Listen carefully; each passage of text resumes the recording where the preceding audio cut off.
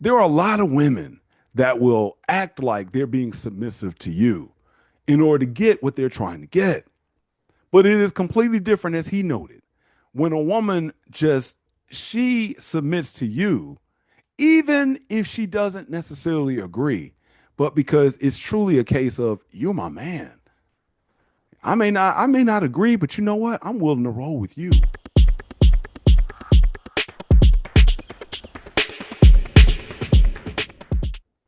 And I want to be clear. The purpose of this video is not to discuss the legality or morality of it's or whether you should be seeing escorts or not. It's just about something that most women and frankly most men don't understand, and that is that human behavior doesn't run on feelings alone. It runs on consequences.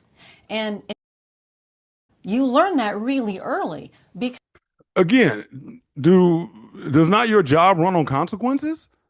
Again, why does your wife not have consequences? Don't you have consequences with your kids, right? And I know, yeah, stop getting butt hurt. Y'all, your wife ain't no kids. The question is, are there not consequences for certain behaviors? If your kids have consequences, if when you get out and you leave your driveway and you start in your car, are there not consequences for your behavior? If you go speeding past a police officer, are there not consequences for your behavior? If you run and shout fire in a crowded building, are there not consequences for your behavior? Then, dude, why are you so resistant to setting consequences for your behavior at home? it's common sense. You know you're not the only escort in town. And even though I thought well of myself back when I was working and the service that I was providing, I was very aware that there were literally thousands of other women who were younger and hotter and less expensive to see than I was. Woo! Man, got to give a Ric Flair shout out to that one. Woo! What she said was gold right there.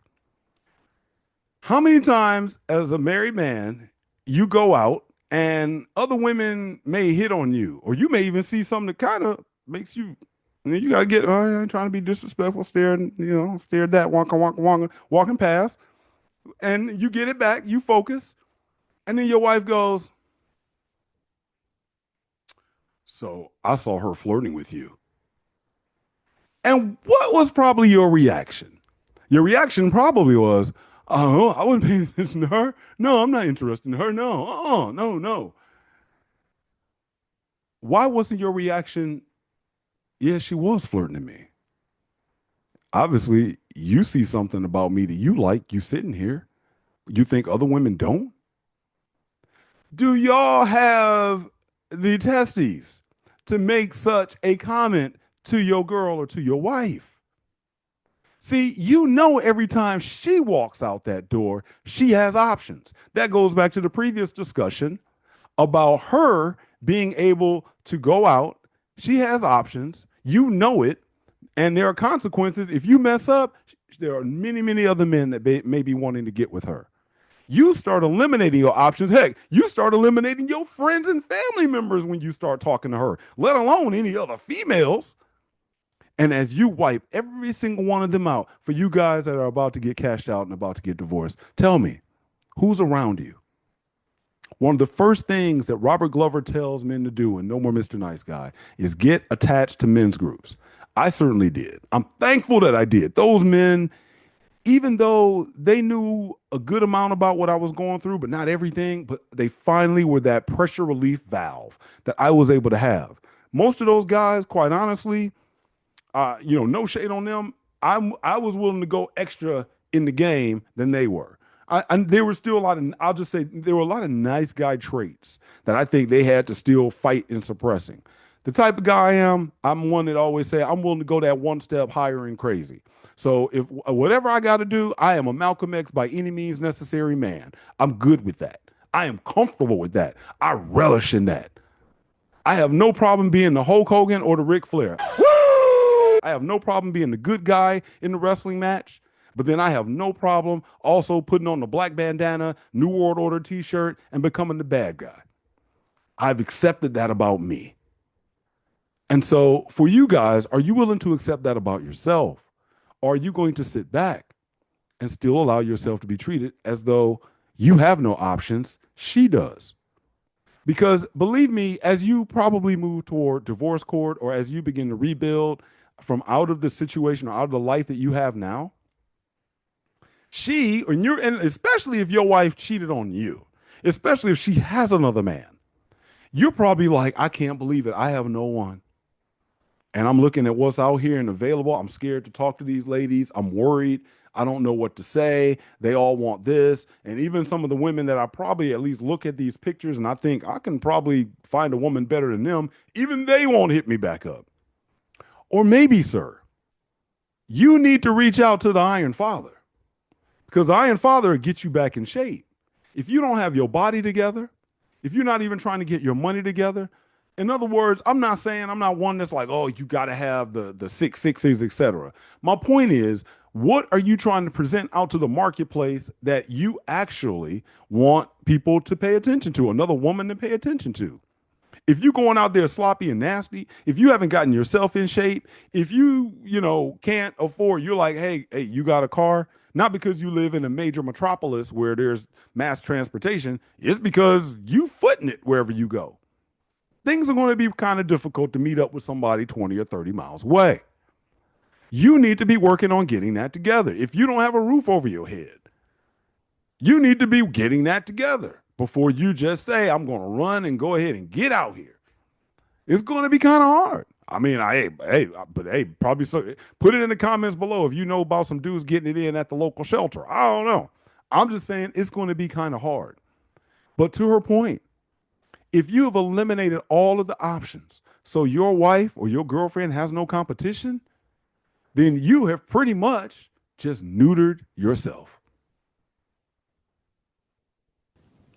And the women who thrive in sex work are the same ones who understand this. You have to show up as your best, not because you're afraid to lose a client, but because you respect him.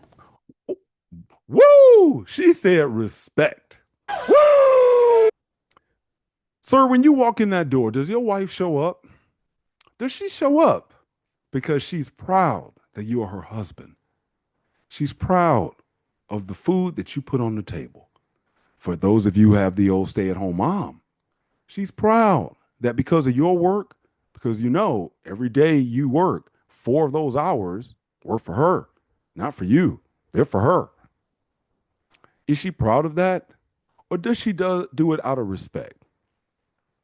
Shout out to Justin on Dominance Academy. Can't recommend his work enough. He dropped something in the video recently. And it was kind of along the lines, and I'm paraphrasing, but it was along the lines of a man thinking, oh, I'm dominant because this woman follows me. This woman bows to me.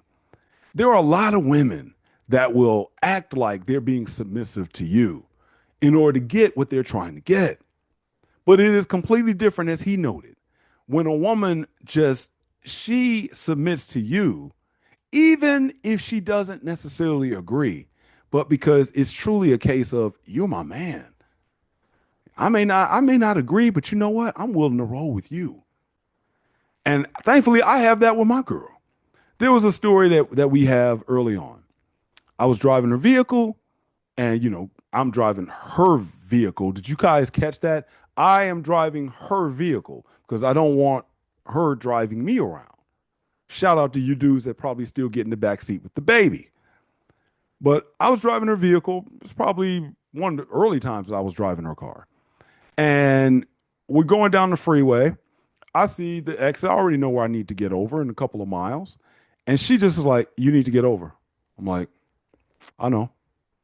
No, I go this way all the time. You probably should go ahead and get over. I said, I know I need to get over. I get over when I'm ready to get over, or something like that. And under no certain terms, she kind of realized that this probably isn't going the way that I was used to it going with other men, maybe with my ex-husband or something. And what it caused in those early days of seeing each other. Basically, I told her, I'm the type of man, I own it, that even if I didn't get over and I missed the exit, so what? I go to the next exit and I turn around. But at no point in the exchange would I look at her and be like, well, why did you make me miss this exit? Why did you let me do this?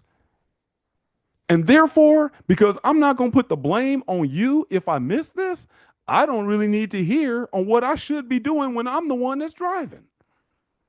And here it is years later. It's kind of funny now. We joke about it. Sometimes what she'll do is if I'm getting ready to, I'm busy my head thinking about what video I'm going to do, or I'm listening to, the Sticky Stang and, listening to Raven, and my mind is just somewhere else, and I get ready to make a turn. And sometimes she'll just pat me on my thigh, and that'll let me know, like, oh, what's the nav saying?